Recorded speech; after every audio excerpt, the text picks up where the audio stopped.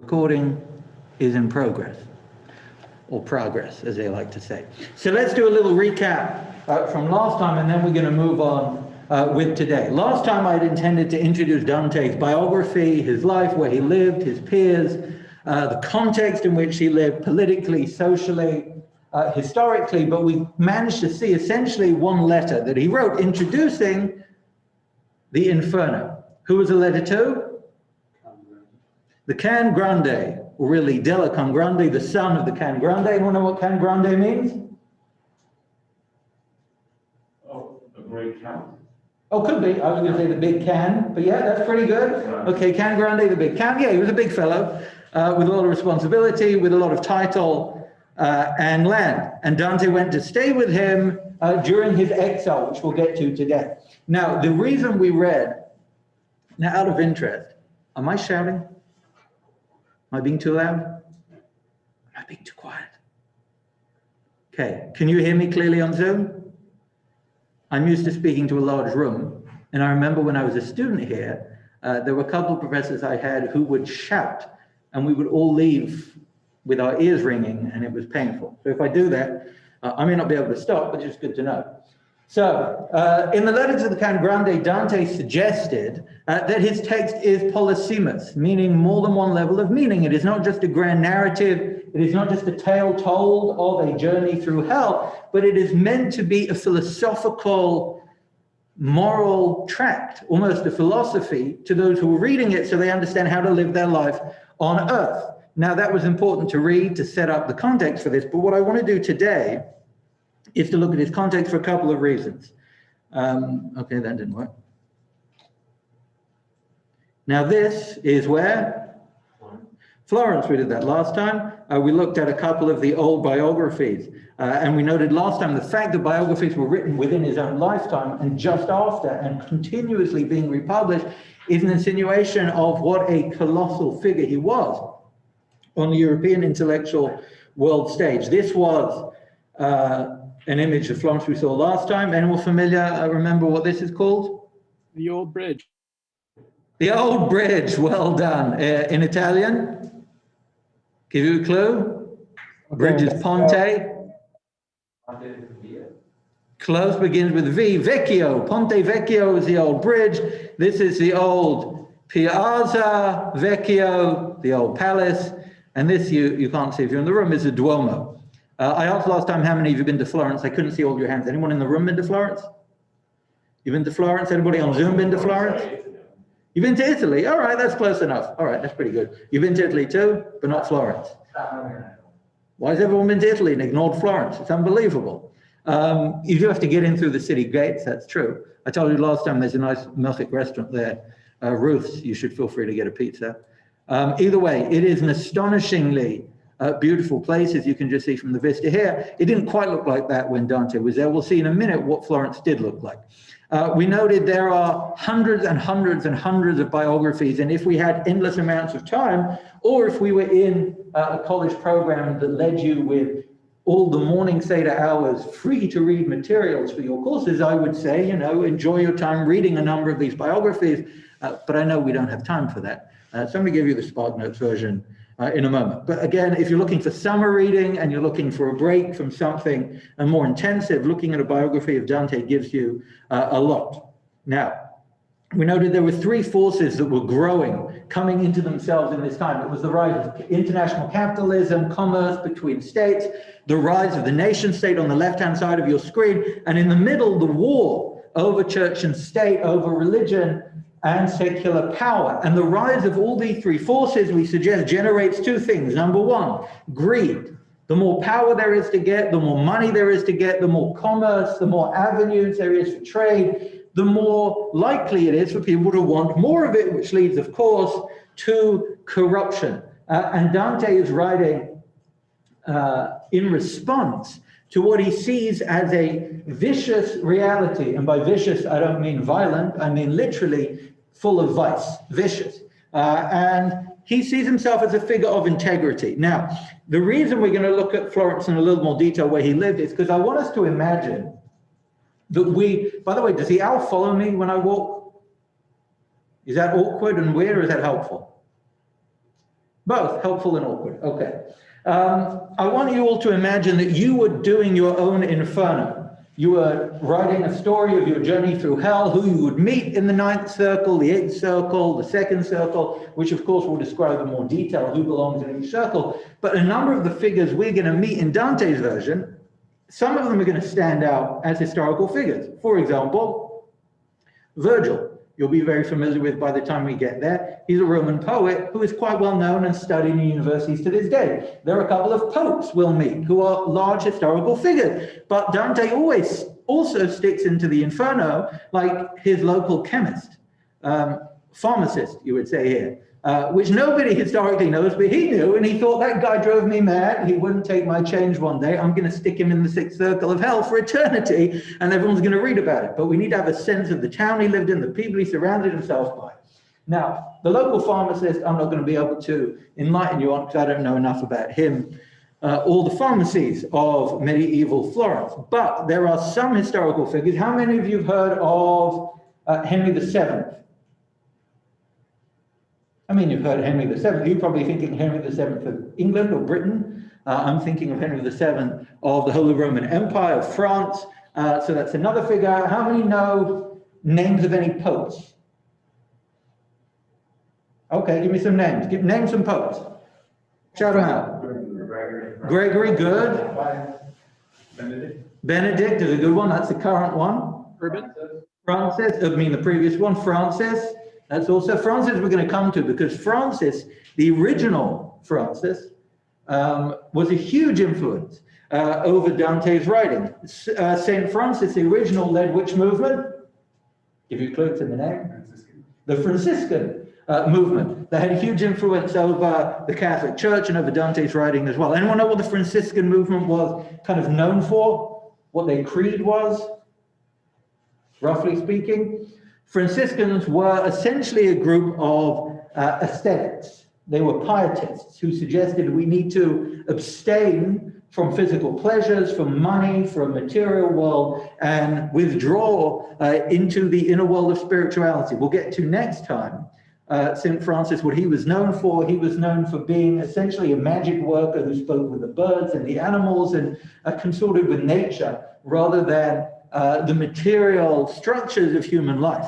And that's going to have a huge influence over how Dante describes who deserves to be in hell, the people who enmesh themselves in material pursuits and those who are a little more aesthetic, a little more abstinent from the world of material pleasures. So that's one of the popes was called Francis, but one of the important popes was called Pope Clement. We'll get to today. Pope Innocent was very important. And the only reason I mention these now is because we're going to start reading the Inferno and we're going to see Pope Innocent with his feet upside down and his head in a boiling pit of sand. And it's not going to mean that much to it. Okay, it's a Pope. I guess that's radical. But if we get a sense for who these figures were politically on the stage at the time, it can give us more of a sense of who they might be. And just as I was driving up here, as you do, you know, how else to enjoy yourself, think about who might be in hell.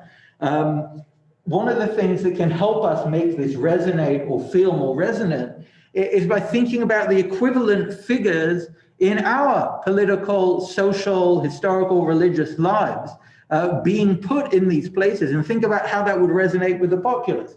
Some of the figures he puts in hell, as I mentioned last time, are vast religious authorities who are being relegated to hell. It is astonishing, and no wonder these books kind of jumped off the shelves. Can you imagine if a prolific writer today wrote a book of all those in hell and they put popular figures, whether they're popular artists or political figures or religious figures? It would be incredibly disruptive. And also, I imagine, an intellectualized form of gossip. You know how many people buy these magazines, you know, People magazine, and that's the only one I know. I'm sure there are others. But, you know, see what the rich and famous are doing. This is a chance to see a leading intellectual who was betrayed by his countrymen, putting the rich and famous in hell for eternity, as with a level of religious authority. So we're going to come through some of the history here. Now, Florence, yes, Betsy. What religion was Dante? Dante was Catholic. He was Christian. Now, at the time, he was born in 1265. there were sects, S-E-C-T-S, sects of Catholicism, different streams of it. We're going to talk about the Franciscans. There were others as well. But essentially, it was one unified Catholic church. In the same way, Lahavdil, that you might have within Orthodoxy, different streams of Orthodoxy, but essentially we'd all daven in the same shul, on the whole. That's essentially how Catholicism worked until the 1500s, when you had Martin Luther come along and started the Protestant Revolution, Reformation, and that split the church in what's called the Great Schism into two, with real manifest doctrinal differences, and then they wouldn't daven or pray in the same institution, and they have radically different beliefs. But until about the 1500s, you didn't have that gap. And anyone know what Catholic literally means? The literal translation of the Latin word Catholic? Give you a clue? Begins with uni, ends with versal. Universal, excellent, yes, Catholic means universal. That's the definition. So sometimes you'll have somebody use the word Catholic and you'll say, what are they talking about Catholics for? And actually they're using a lowercase c and they just mean universal. That's what Catholic means. The Catholic Church means we embrace all. Obviously, we embrace all on our conditions, and if you don't like them, you burn in hell forever. But we're universal in our ambition, is what Catholic means. So at the time, it was a universal faith. Obviously, Jews were excluded. I guess this is a discussion for another time. You would imagine once the Catholic Church split in two between the Catholics and the Protestants, the Jews would get a little bit of reprieve because the Catholics and the Protestants would be fighting each other. And we'd get a little bit of a breather instead of being persecuted and tormented. It turns out, however, part of the schism involved each side being accused of liking the Jews more. So they had to outdo each other in disliking the Jews. So we were like, oh gosh, give us a break, we thought we'd get some luck. That didn't work out. So we're gonna look at Florence. You'll see in a minute, public buildings in Florence, specifically religious public buildings, were very important. So there were three notable expansions of the city. Florence was a relatively small town. This image on the screen now is a side view of the Duomo, the main Catholic church, the cathedral in Florence. Of course, this didn't exist in 1125. 1125, Florence was a small trading town with different wool trades, threads, garments, farm-oriented. In 1125, it conquered a place called Fiesole, which was on top of a hill, as you can see depicted in this beautiful image that a child obviously drew of a town on top of a hill. To this day, Fiesole is a place where the rich and wealthy of Florence spend their summers. It was a place that was conquered by Florence because of its strategic advantage being high up and because of their ambitions to cover more space. In 1172, here is an image of the walls of Florence. It began, for those who are in the room, let me move this. It began, the first wall was the little red one over here, and the walls changed over time. In 1172, they built those orange walls, which, oh, can you see colors on this? Is it just me? No, you can see vague, okay. It's not, all right, so I'll point to you. So this wall over here is number 5. This is 1172 when the walls enclosed 3 times the amount of space. And just to be helpful, this is the old bridge, the Ponte Vecchio. You'll notice there is no new bridge, so they're still working on that. And then in 1284, and again, Dante is born in 1265. So in 1284, they octupled, if that's a word. Yes, it is. I typed it. It is a word, and it wasn't spell checked. Octupled the space, increased by 8 times the size, and that is to this day the size of the walls around Florence. Florence became a major international city during the course of Dante's lifetime. It began when he was born, 1265, with 45,000. And by the time he was exiled, which again we'll come to in 1301, there were 100,000 people. That is the same number of people that lived in Paris at the time. What is Paris full of? Parasites. Thank you for that. Yes. No, Paris was a major intellectual center of the age. The University of Paris was the place in many ways fermented the Renaissance, a turn back towards Greek philosophy, Aristotelianism, which we'll come to next time. But the University of Paris at the time is the leading university. If I were to tell you what's, obviously putting Yeshiva University aside, What's the leading university institution in the world today? What would you say? Oxford? Oxford. Everyone agree? Say again? Was that Ruben? Yeah, that was me. BMG. What did you say? KPMG? Am I messing up? The Sorbonne? So the Sorbonne is the University of Paris. That's another name for the University of Paris. Excellent. If I were to just tell you, there's no right answer. I'm sure there is a right answer. I don't know the right answer to them. I'm just asking you to say, what is the most famous, influential university level institution in the world? Someone's going to say Oxford, Cambridge, Harvard, Yale, Princeton. Obviously, the University of Chicago is also going to feature on that list. They make the top 10 every year, whatever it was. In the year 1300, if you were to pick what's the top 10 rankings, the University of Paris would have come every time at the top. It was a major institution. Paris was churning out the intellectual culture of the age, and Florence has the same population by the end of the century. Number one, the fact that it's doubled tells you it's a major place of commerce. But number two, it also tells you that the culture is going to become a lot more complicated. Just by definition, I don't want to take a pessimistic view on human nature, but it tends to be the more people exist in the same place, the more competition you have. Often that means the more vice is unleashed. The opportunity for cooperation, of course, is increased, but the opportunity for corruption is also a problem. And you have more people fighting over power. Now, the Malbim has an interesting view on that at the beginning of Shmos. You can take a look, not on what I just put on the screen, but on numbers increasing. When he speaks about Bnei Israel increasing in size in Egypt, one of the reasons the Egyptians didn't like them anymore was because not that they felt threatened, but because when you've got more people, it tends to be a more raucous crowd, less elevated and esteemed, either way. Here we have a couple of building projects, and by couple I mean 4, that took place in precisely this time. This is Dante living in a city that is coming into its own, becoming a major player on the world stage as he's sitting there. This is the Santa Maria Novella, which is for contrast, you see some people sitting on the floor over there. It's a big building. The Santa Croce is not a shul, despite the Magen David, but that was a major public cathedral being built in Florence. These are all being built in Florence around the same time. This is a side image of the Duomo. You can see from there. It is an astonishing building for those of you who have the chance to visit someday. It is astonishing just to walk by. Going inside is obviously a complicated question. Maybe we'll have a group trip to go to Florence and we can walk around the city there, an astonishing place.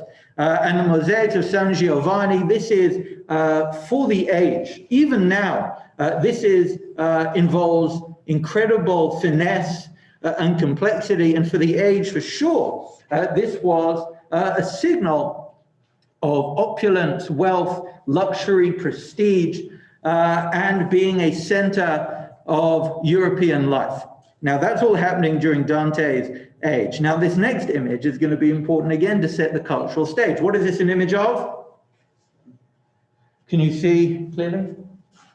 Not really. But that's the sun with a big circle, blacked out circle on the side. Why is there a big blacked out circle on the side? That's the Jewish thing. Say again? I think you might be right, or half right. Oh, not the Jewish ghetto. The reason there's a little hole there, I thought you were going to say because of a Jewish sensibility, which is the prohibition of putting images of the sun around being a whole image. So it's useful there's a little gap there, but actually that's meant to be an eclipse with the moon coming by. Now, why is this important for our context? Because Pope Innocent III, who was, unlike his name, not that friendly, he lived 1160 to 1216. He thought this was a very helpful pasuk to make an argument.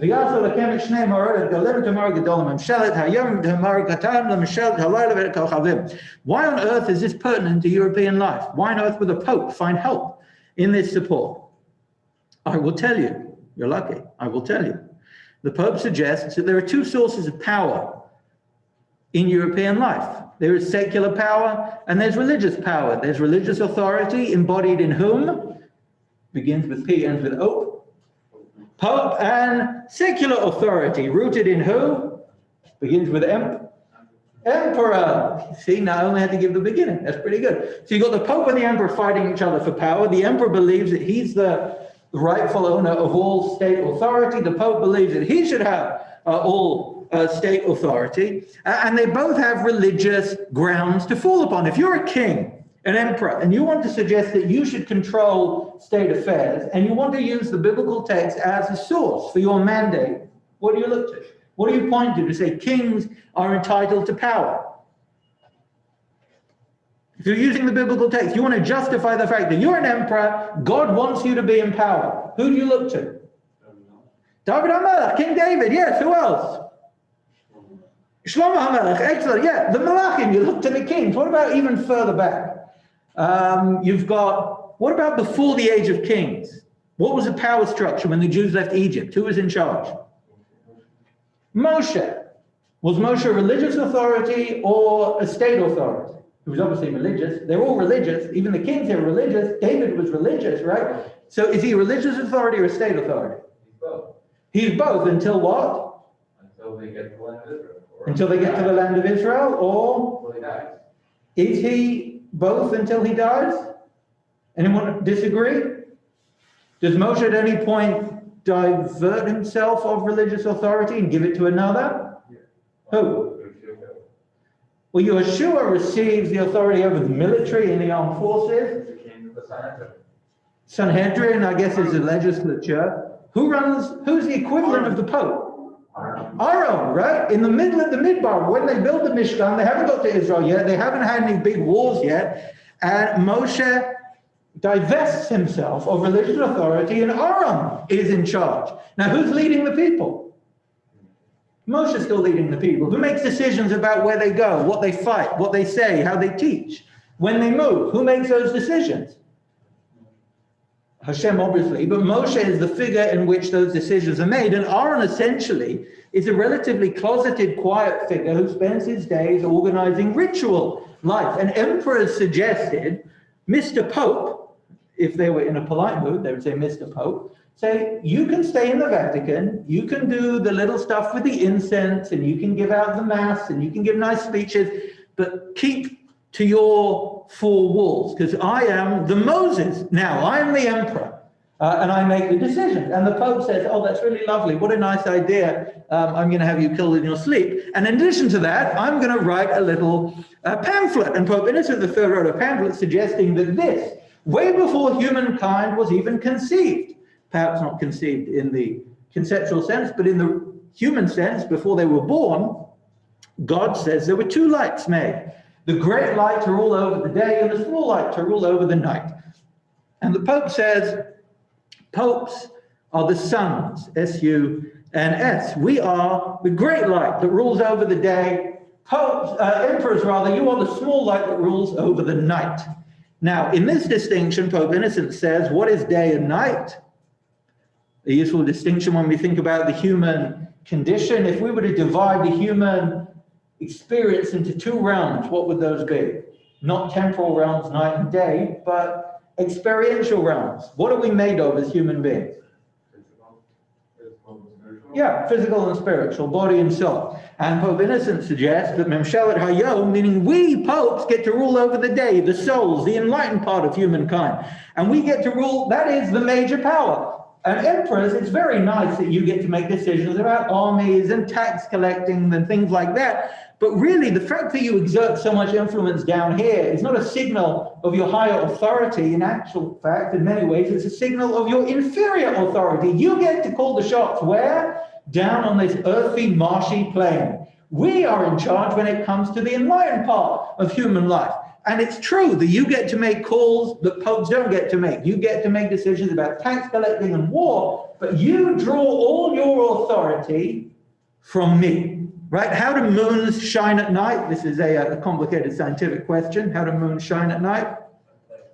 They reflect the light of the sun. That's why in this nice image in the background, the moon is entirely dark. It does not emit any light. It happens to help at night to illuminate the streets. And the Pope suggested, Emperor, my friend, this was again Pope Innocent speaking at the time to a figure called Frederick II, with whom this came to a head. He is now on your screen, looking relatively blank because that is, of course, a statue.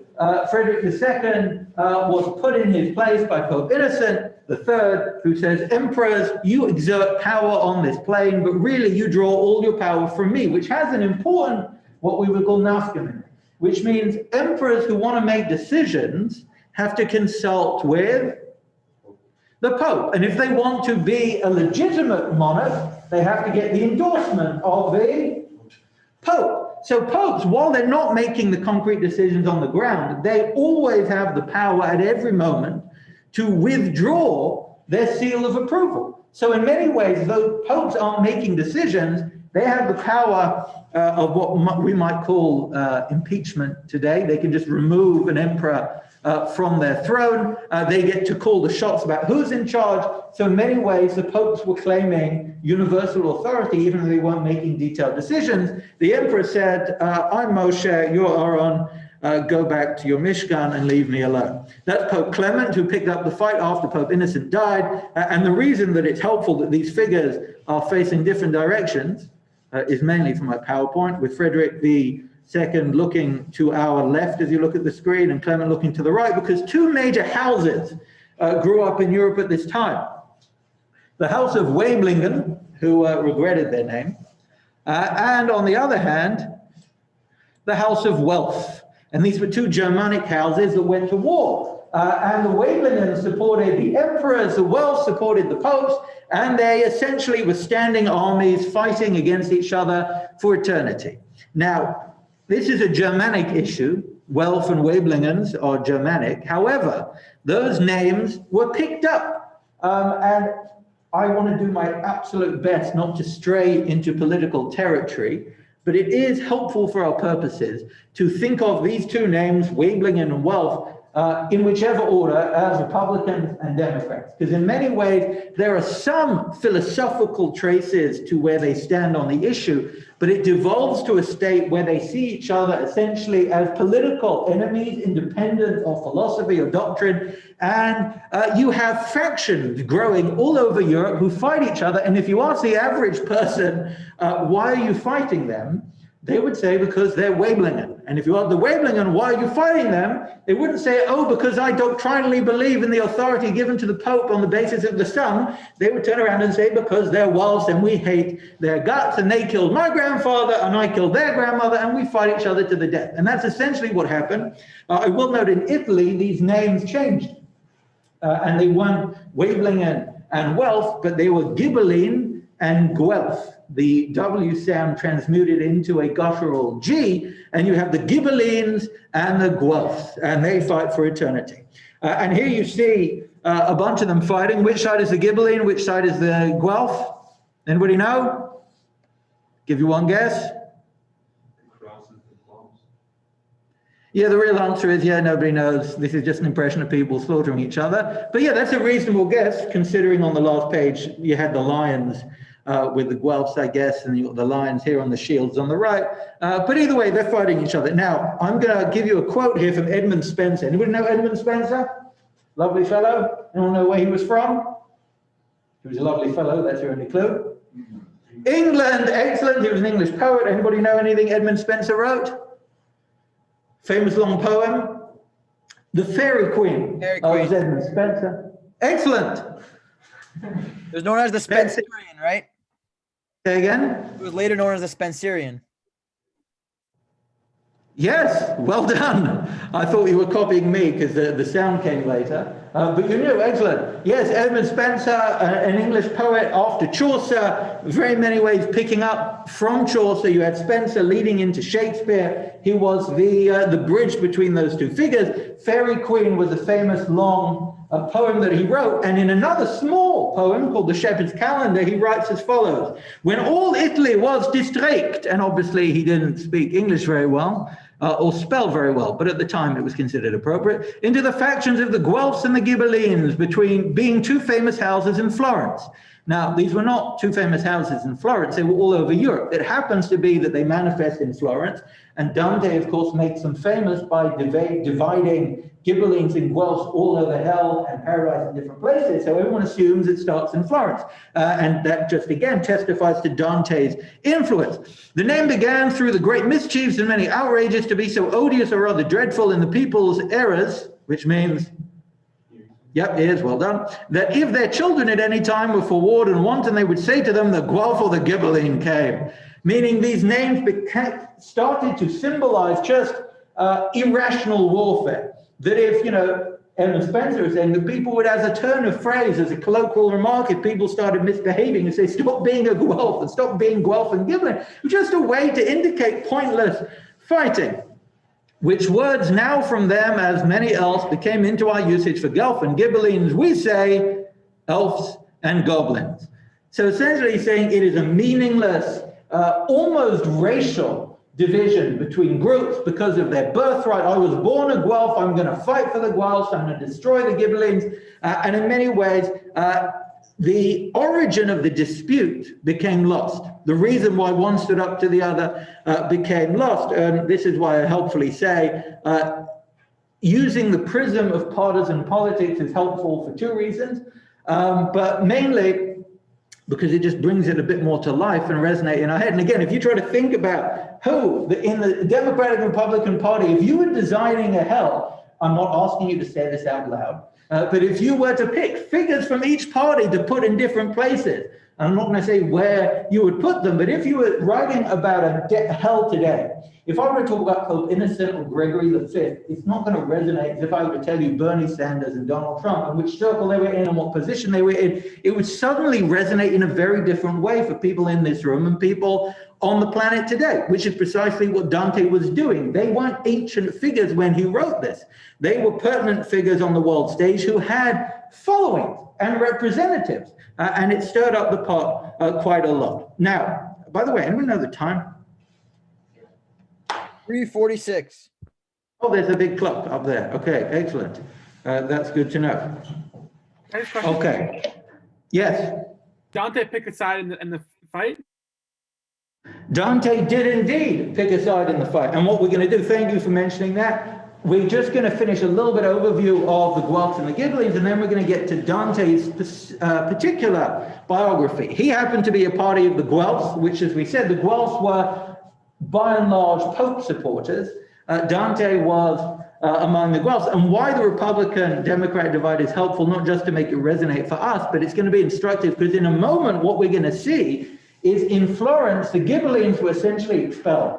By the time Dante was 1 year old, you know what, I'll put it on the screen for you. This is a timeline of Ghibellines and Guelphs in Florence. The Ghibellines ruled until 1251. Frederick II died in 1250, which was a victory for whom? Begins with P, ends with O, excellent. 1260, he was born in 1265. There was the Battle of Monteperti, which is the, what is a monte? Mountain. What is Perti? Very pretty, I guess, maybe green, I don't know. But it's a mountain of some sort. There was a fight, it was an important one. Ghibellines and Guelphs fought with each other. The Ghibellines took back Florence and large parts of northern Italy. In 1266, it was the defeat of Manfred, who was the heir of Frederick. Ghibellines were expelled from Florence. Florence was a Guelph-ruled town. Dante was born in 1265. Okay, you don't have to read that. I just thought I'd stick that up. There's an interesting background. Oh, right, I'll read it. Why not? Because otherwise you think I stick things up for no reason. This is Belliotti's appendix to the background on the Guelph and the Ghibelline. It's a 2-page appendix where he says there are essentially different legends as to how the war started between the Welsh and the Waibling, the Guelph and the Ghibellines, usually traced it to 1215 with a broken engagement. Where there was a young couple where a Guelph was promised to marry a Ghibelline, and they thought, oh, this is going to end all our problems. Anyone familiar with this narrative plot? Nobody read Romeo and Juliet, different houses coming together, going to not be a problem. Then you have a young man who felt like he should have married this woman, so what does he do? He says, okay, I won't go to the wedding. No, of course he doesn't do that. This is medieval Europe. What does he do? He kills the guy in his sleep. because he was feeling generous. Otherwise, he would have killed him while he was awake. That led to infighting between the families. Florence became divided along these family lines. The Guelphs and the Ghibellines went insane. And somehow or another, as with much infighting, they decided to align with this larger alignment between Guelph and Ghibellines, which supported the Pope and the Emperor. But it really had nothing to do with what started. And the only reason Beliotti mentions this is because both the originating Florentine myths of Guelph Ghibelline political division invoke fractured romances, there were treachery and disproportionate escalating retribution, and at least 5 of the 7 vicious dispositions, arrogance, lust, envy, wrath, and avarice stimulated each legend. Again, this is all a backdrop to Dante reflecting on ethics and vice and virtue, and thinking about what went into his childhood atmosphere, the experience, the town in which he grew up, the dynamics of the culture. Now, he was born, so a couple of important people. Frederick II, we've mentioned a lot. He was a very powerful emperor, stood up to the Pope. We're just emphasizing his name because he is going to appear in the Inferno. So that's just a name. So when we come up it, you're going to say, oh, I remember that fellow. Another fellow to remember is Boniface Pontificate, who was beginning with P, excellent, a pope. Why was he called Boniface? Because he had a lovely face, obviously. No, that's not why. I don't know why he was called Boniface. So Pope Boniface became the Pope in 1294, and he was responsible for Dante being kicked out and essentially given the death verdict and kicked out of Florence, threatened with death upon return. So Boniface, we are going to find, ironically enough, face down in one of the lower circles of hell as a traitor, because despite the fact that he is Pope, he betrays Dante's trust. And again, Dante is not looking to avenge all those who wronged him in hell, but he sees him as a good embodiment of the vice he wants to portray. And knowing about this figure and the background of the infighting between emperors and popes, and essentially, Boniface has an audience with Dante. Dante goes to visit the Pope. Where did the popes live? Rome. Is Rome near Florence? Yeah, relatively speaking, closer than here. It's easy enough to get there. On the way back from Rome, after having met the Pope, Dante was told that Boniface had done an about-face and made a deal. Oh, before I note this, this is important to note as well. There were black and white factions, and this is why I said the Republicans, Democrats as instructed. In 1299, all the Ghibellines had been ejected from Florence. The supporters of the emperor were all kicked out, they had no presence. And what happens when you've got a fight between two sides that is passionate and then one side disappears? Everybody gets on, happy times. Obviously that's what happens, right? No, what happens? The one group decides to break into more groups and say, hey, we haven't been fighting for a while, let's fight each other. And I don't know how many of you have seen headlines today about the Republican Party being in a state of civil war with itself, post-Trump, and what to do with itself, etc. So it's just helpful and instructive to think in those terms. All the Ghibellines were kicked out, so the Guelphs were like, yay, we get to rule Florence. And they say, well, hold on, I don't like you, and I don't like what you think. And then you have these ever-increasing factionalizations where always people are fighting. So the Guelphs devolved in 1299 into the black Guelphs and the white Guelphs. Now, if you had to just instinctively pick which color is the Pope going to go for, white or black, what would you guess? White. You would, right? No, he goes for black. That tells you about him. Not particularly. The colors are by no means associated with the Pope or not. He happened to go and make a deal with the black Guelphs, and Dante was a party of the white Guelphs. He went to make a deal with the Pope. The Pope double-crossed him. All the white Guelphs were executed, slaughtered in Florence, booted out. Any survivors from that year, 1301, when they were expelled, Dante was wandering on the streets of Italy trying to find a place. The only reason I circled those two key dates, that's a year after Dante's born. The Guelphs take charge. 1301 is when he's expelled with the white Guelphs. Now, this is a more detailed, probably impossible to read on this screen, of Dante's life. A few major instances and events that take place. So he's born in 1265, as we noted. That's an important date. In 1270 to 75, his mother passes away. So between the age of 5 and 10, he loses his mother. In 1274, at the age of excellent math. At the age of 9, he first sees Beatrice, which ordinarily we wouldn't think is a big deal, but Beatrice was his inspiration for the rest of his life.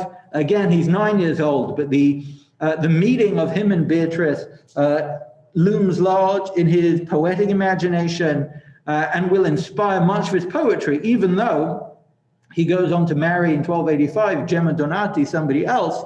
I assume she was on board with this, or she couldn't read his poetry or something. But for the rest of his life, he treats Beatrice as his inspiration. Now, a couple of other important dates.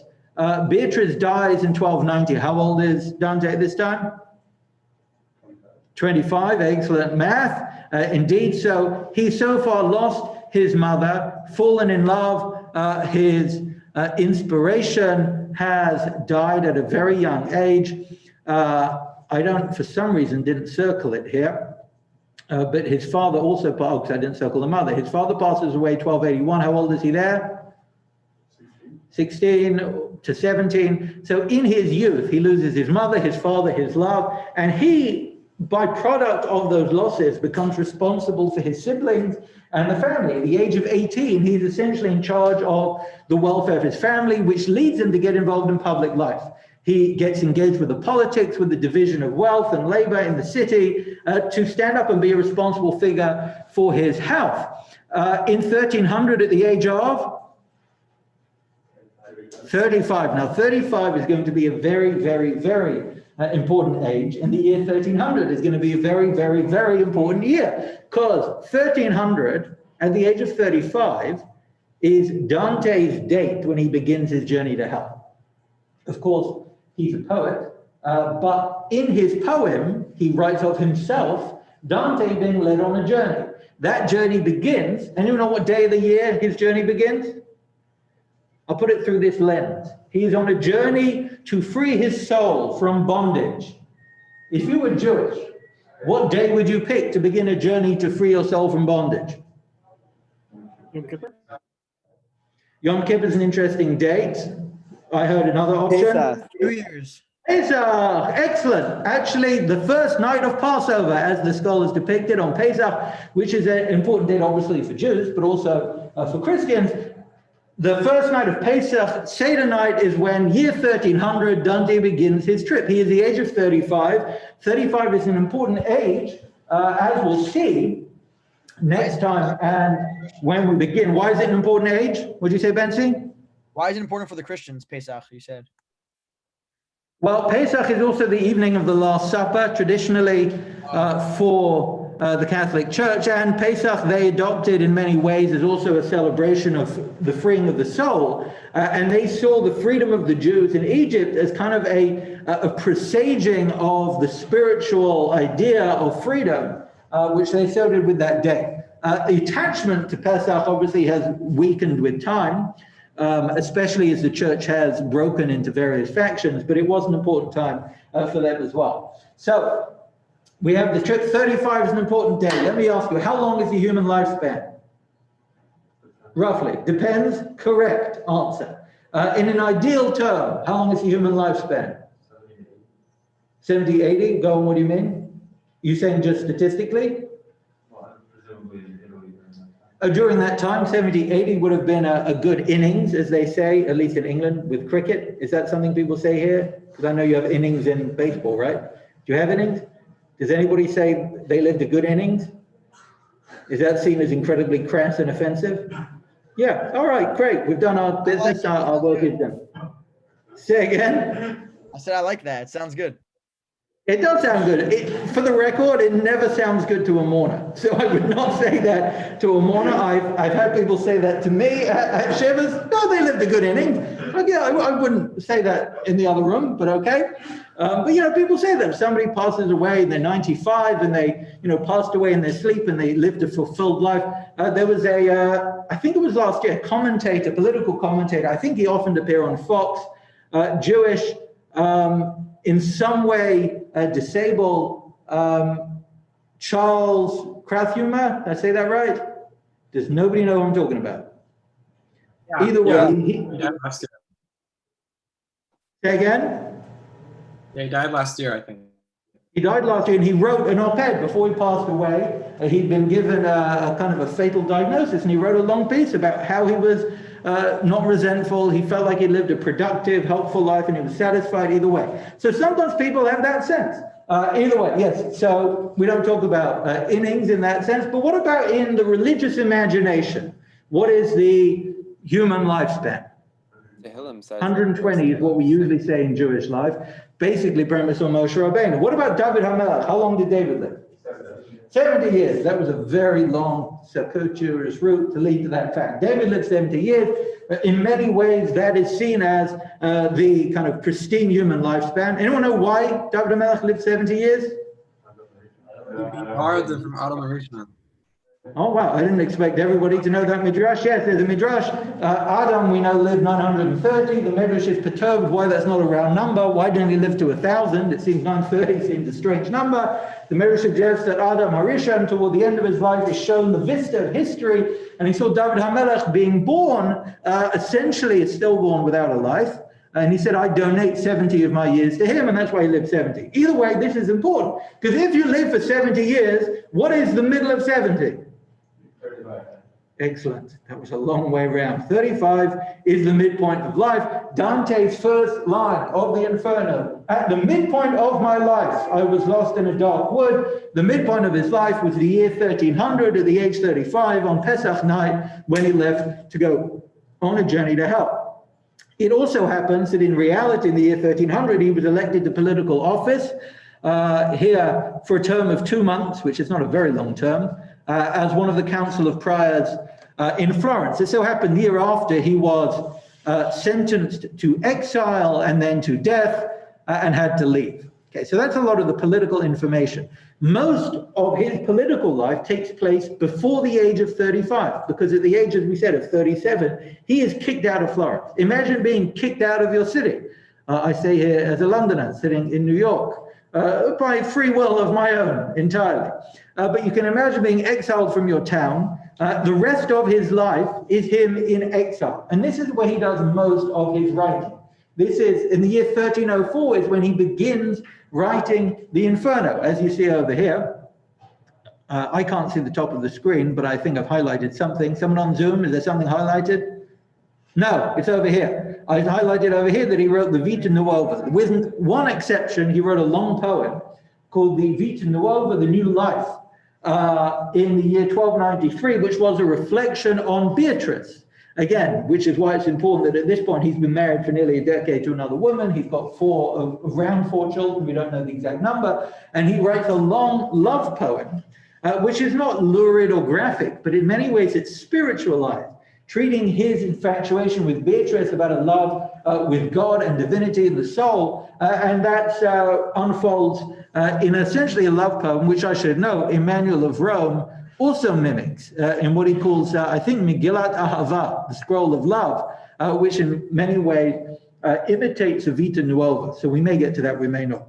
Either way, he also writes two treatises, one called the De Vulgari Eloquentia, which was about the vernacular language, the Vulgate being the Christian Latin biblical translation. Vulgaria means vernacular, and the Convivio. Anyone know what Convivio means?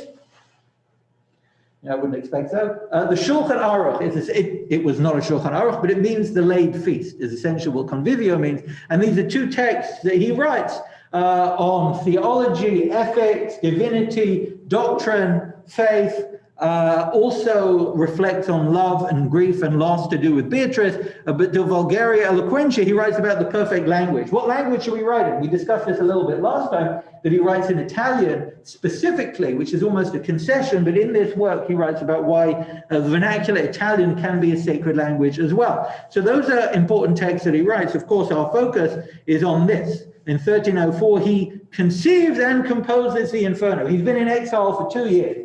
And this is when he begins, in 1304, and he publishes the 3-part series in the year 1321. So for 16 years, he is working on this poem from beginning to end, and it is all written in exile, where he has no home, he has no land. He has no residence. He is not settled. He doesn't have political rights or civic rights. He is essentially hosted by a series of benefactors who give him space to lodge and think and write. That's the Inferno and Purgatorio, started 4 years later. He refuses in 1315. Florence gives him an offer to come back because obviously he has grown in renown. Dante is a famous name. He's an author, and he spends his time in exile. All the white Guelphs are exiled. And for a long time, a group of white Guelphs essentially sat and concocted plans to take back Florence. How are we going to get back? How are we going to take back our city? And Dante, after 3 years, said, I'm done with this. You're wallowing in grief. You're spending your time wondering how to recapture the past. You can't do that. Don't waste your time festering over the past. And Dante turned away from the politics of resentment to the politics of poetic imagination. And he decided to spend his exile in study. He got his hands on any of the ancient texts he could, and he studied night and day and poured all that intellectual wealth into this poem, the Inferno, Purgatorio, and Paradiso. He refused Florence's offer. They gave him a chance to return. They said, you can come back if you admit that you're guilty and you pay a reduced fine.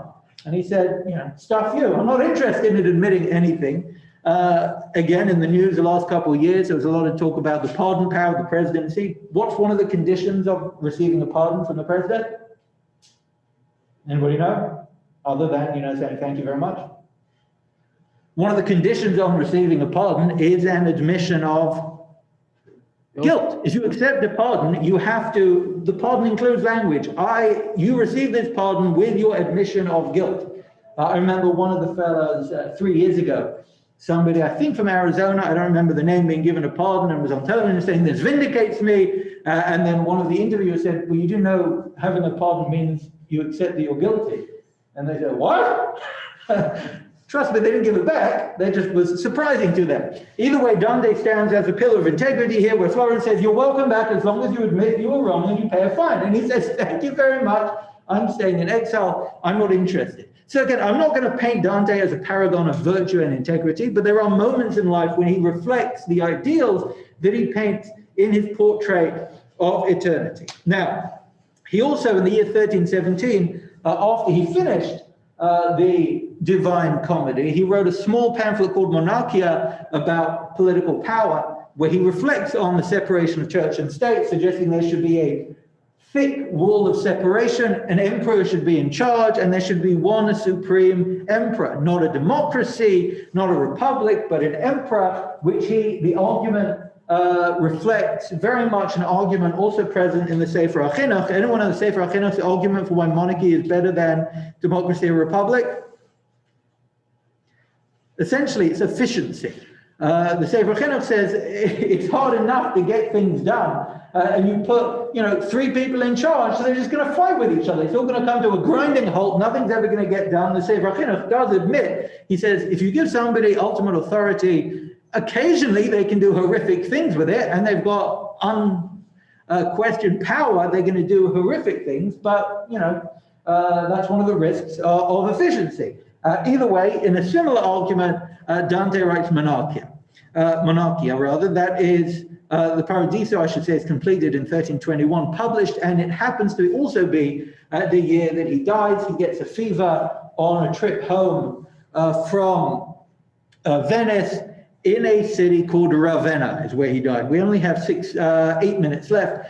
There are 2 moments in the time we have remaining, very briefly. There are 2 defining moments of Dante's life that, again, are going to either haunt or loom large, depending on our perspective in the poetry. Number 1 is him meeting Beatrice. This is him standing on an old bridge, but not the old bridge, because you can see the old bridge in the background. That's the Ponte Vecchio in the background. He's standing there, and this is the first time he lays eyes on Beatrice.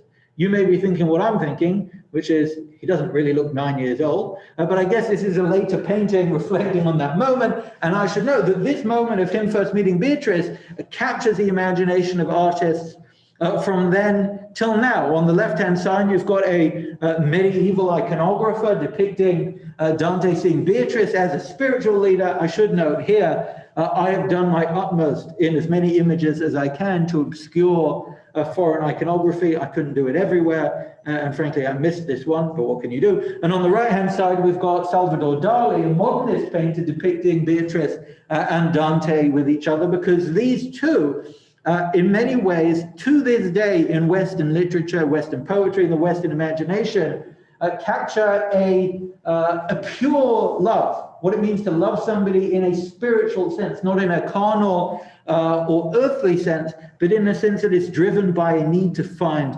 divinity. So that's the first moment that defines his life. The second moment is, as we've noted, exile, him being ejected from his home, being constantly ill at ease.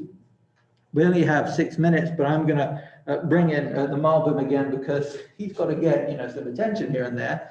On the mitzvah, v'ahavta et hager, to love the stranger, one of the things that the Malbim points out is, in many ways, all human beings are strangers. We are all, what is a ger, out of interest? How do you translate the word ger? Foreigner, stranger, that's usually how it's translated. What does it mean colloquially in halachic language? What does it get? Convert, right. So there are some who say V'ahavta et hager means love the convert. If you look at Rashi, V'ahavta et hager, Rashi says just somebody who was born from a different land. So in many ways, Noam, Asher, and myself, you got to love us. You got to love us very deeply, because we come from a foreign land. And in fact, not just a foreign land, but really the fatherland of this culture, which I'll have to take back quite quickly. But either way, that's what Rashi says ger means. It literally means a stranger, foreigner from somewhere else. And on that passage, the Malbim says, in many ways, we are all strangers. In what way are we all foreigner? In what way are we all from a foreign land? Okay, so that's interesting. That's the nationalistic, or what we call the Zionistic reading. We're all from Israel. If that's true, Yitzchak would not have been a ger, right? That's where he was born, that's where he spent his life. So the Malbim says every single human being, no matter where they're born on earth, this is your clue, is a ger, is a stranger, because where is our homeland? Heaven. Shamayim, exactly. So the Malbim, who is very attuned to the spiritual core of human life, suggests that in many ways we all identify with the stranger, because we're all alien to our home, which is heaven. And in many ways, feeding off, obviously Dante was not familiar with Malbim. Why not? He wasn't born yet, but that is the only reason. Otherwise, of course, he would have read the Malbim. Dante feeds off this theme, that being alien, being in exile, being in diaspora, actually liberated his imagination from the grasp of material life, where he didn't feel the rootedness that holds us back from spiritual exploration, and he actually embraced that freedom in exile to write on spiritual matters. Now, in the 3 minutes that remain, the little highlight there, this is the picture of Italy. You can see the boot here. We're going to zoom in on northern Italy. This is where Dante spent his time. This is Rome, where the Pope lived. And he went down on a trip, but we're going to zoom in. What you see here, Il Camino di Dante. Anyone know what Camino means? Begins with P. Oh, good, you didn't say Pope. Well done. So P is path, P-A-T-H. So Il Camino di Dante means the path of Dante, and this is actually taken from a tourist map on their website, where you can now go to Italy and go on the path of Dante. For convenience sake, it would seem, they have not really done the path of Dante. This is not the path he took in exile, although he did end in Ravenna and he began in Firenze. What is Firenze? Florence, excellent. He began in Florence, he ended up in Ravenna. However, I took way too much time out of my life to put together the actual trip that he took, which was as follows. This was his exile. He spent time going back and forth between different towns, trying to figure out where to settle, where he was given hospitality. And he spent a lot of time in Fair Verona, and then he went back to Ravenna. Now, if you want to do that walk, it's 258 hours. I wish you all luck. It took Dante 21 years, so you can actually do that quite quickly. And of course, in all these towns, there is Jewish history to be found as well. He spent time, the most southernmost he went was to Arezzo. Treviso was the most northern place that he went to. But he did a lot of walking around at this time in his life. We have 2 minutes, which is not a lot of time. This is Ravenna, a beautiful destination. For those of you who were able to see the reading, the life of Dante, there was an assumption about why Ravenna would have been a helpful place for him to finish out his life. We don't have time to read it all, but to do with the, in fact, we don't have time to read any of it. All right, fine. For a man like Dante, who more than ever roamed in a world of internal phantasms and broken dreams, and who needed most concentrated effort to finish the Divina Commedia, the dreamy immobility of Ravenna, the quality of posthumousness it conveyed, was the right place for imagination. Ravenna, he says, was actually quite a well-fitting place for him to end his life, because it was an outpost of modern Italy, full of relics of the Roman Empire, with old buildings, with old trees. It was a place for him to think about eternity and agelessness. You've got more to say here as well. But this is where he dies. This is where he's buried. This is his tomb, not in Florence, even though Florence has a little plaque in the Duomo saying, oh, Dante is with us. And they've got Dante's house with a nice little plaque out there for tourists. They kicked him out. They sentenced him to death. They don't get to claim credit. He was buried here in Ravenna. This is his tomb.